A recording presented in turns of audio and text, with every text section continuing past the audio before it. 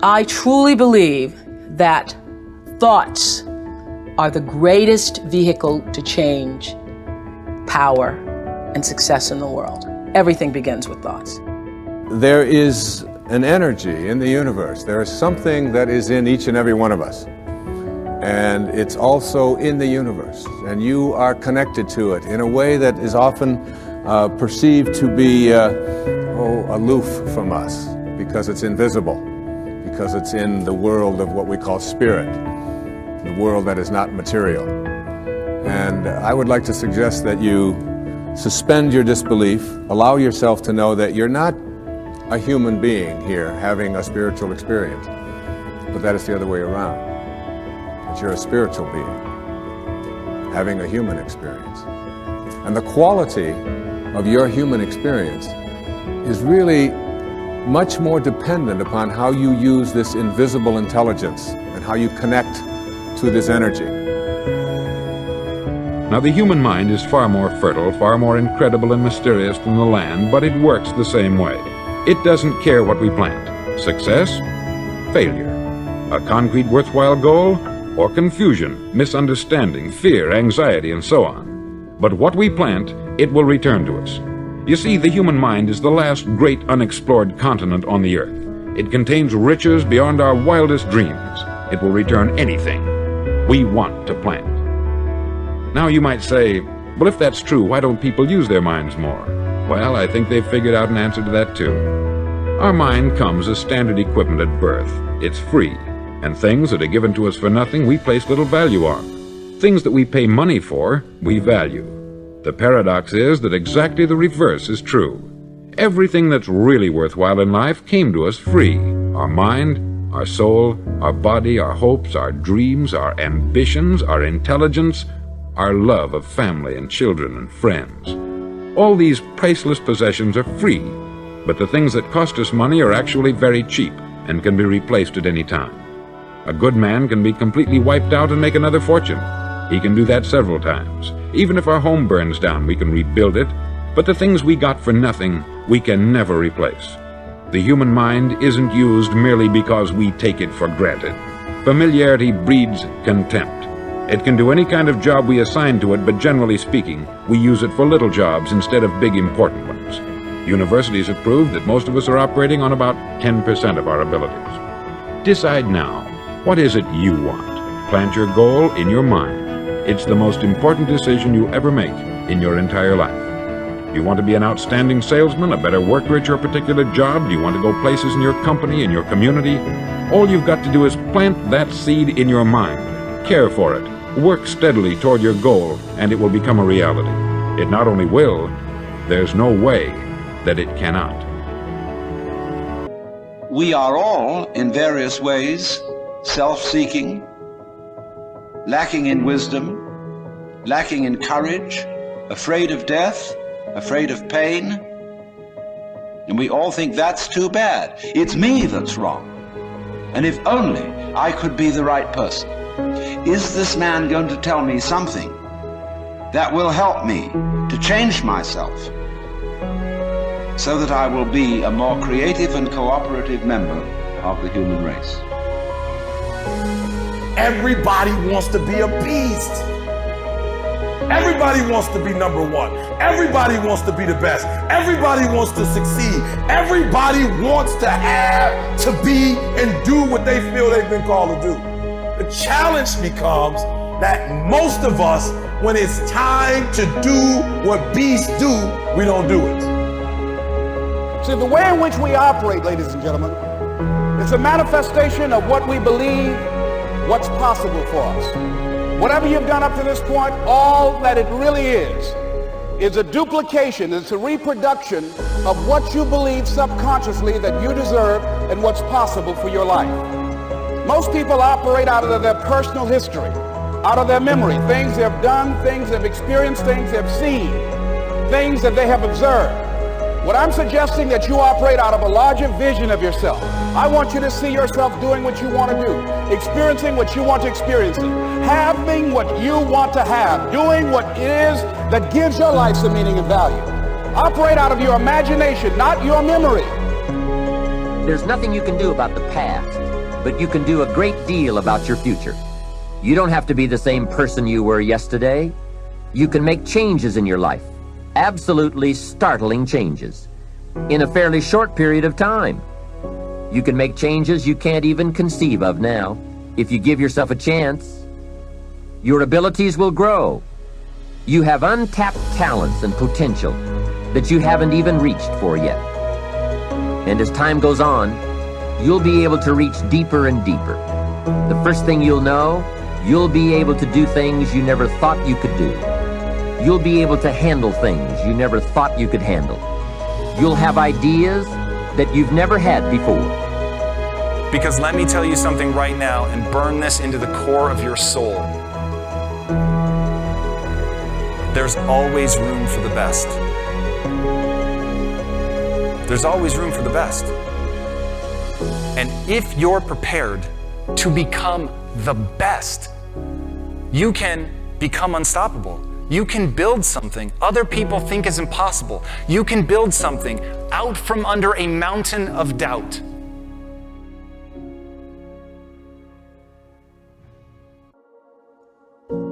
The more you can create success rituals, processes, and systems, daily success rituals to activate your motivational centers, your emotional centers, and behaviors, the more you can create daily rituals of how you start a day, how you deal with stress during the day, how you plan your day, how you evaluate your day, how you follow through to the end of the day in a process that puts you in a cycle of success, the easier it becomes to achieve success and to make that the default mode of the brain.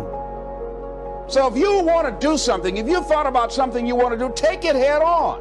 Decide that you're going to face it, that whatever shortcomings you have, that you're going to strengthen yourself there, that you're going to get started right now. Do what you can, where you are with what you have, and never be satisfied.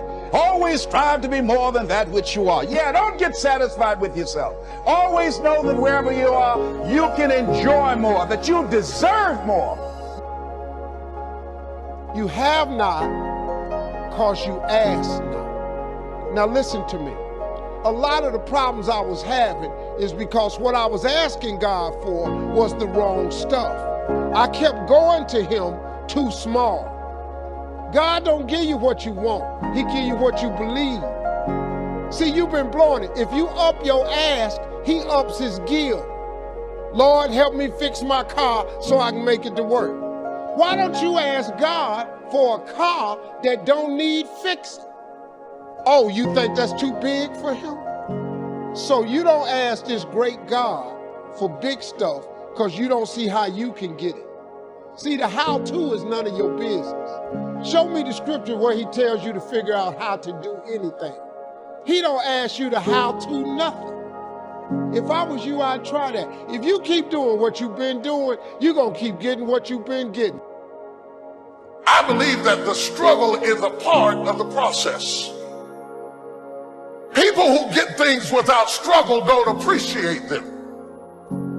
It is the diligence and the fight to be relevant that creates the backdrop that when you get there, you appreciate what God has done. Light loses its relevance without darkness. Pain and struggling are a part of the process. The promise is not powerful if it is not painted on the backdrop of a problem. There's times I felt like giving up. Everybody has a crossroad. If you haven't been at it, it's coming. You can either decide to continue or to quit. You're gonna always have that decision. See, I was so sick of being poor. My motivation was, I was just exhausted from poverty. I was sick of living in my car. I was sick of not having money. And see, that's what people do. People quit when it's at their hardest moment. Somebody sent me a plaque one time that said, if you're going through hell, why stop there? Move, keep going. And I just could not see myself not being successful. Can I tell you something? If you really want to be successful, you gotta have a lot of dog in you. Because life ain't fair. Life is hard, man. It is not fair. But life ain't fair to nobody. You just gotta fight through, man. You gotta bite back sometimes. People's opinion of you is none of your business. I have lots of haters, but who are they though? They don't even know me. So I don't give them no energy. I just keep going through. But then I tell you something too, haters motivate me. Because when they talking about me, that means I'm doing something. If you don't have any haters, you need to get some. Because if you have no haters, you ain't doing nothing, man. So one last piece to that. If you give up, you know exactly what's going to happen. Nothing. The reason God wakes you up in the morning is because he still has something for you. So as long as I wake up, I just look for it. I say, okay, God, what is it today? It might be a challenge or it might be the win. But either way, I'm going to wake up tomorrow. And if I wake up tomorrow, that's a good sign that he ain't through with me yet. Every struggle is making you stronger. Every difficulty is growing you up. Every painful time, even though you don't like it, it's developing something in you that can only be developed in the tough times. Don't complain about the pain. Without the pain, we couldn't reach the fullness of our destinies. The key is what we do in our times of pain. Pain will change us. Heartache, loss, disappointments, they don't leave us the same. When I lost my father, I didn't come out like I was before. I was changed. You go through a divorce, a legal battle, a friend betrays you, eventually that will pass. You'll get through it, but you will be different. Now, how the pain changes you is up to you. You can come out bitter, or you can come out better. You can come out with a chip on your shoulder blaming God, or you can come out stronger with a greater confidence in God. You can come out defeated, giving up on your dreams, or you can come out with a new passion, a new fire, excited about the new opportunities in front of you. All of us experience pain. My challenge, don't just go through it, grow through it. That difficulty is an opportunity to get stronger, to develop character, to gain new confidence. Anybody can give up. Anybody can let it overwhelm you. But you know what that's doing? Wasting your pain. That pain is not there to stop you. It's there to prepare you, to increase you, to develop you. Once you understand that the power center is right within you and you learn how to just use the tools a little bit better, we've got the most powerful 3-pound tool in the world with no user's manual. Right. And so, no user's manual. And so we teach people, here's the latest research, here's how you can apply it to your life to be healthier, happier, make more money, get a better job, get a raise, start your business and do better by retraining your brain to be totally aligned with your goals and dreams, and learning how do I stay focused, how do I stay motivated, how do I stay on track, how do I develop the habits that will empower me, and how do I do the things that inspire me instead of the things that expire me.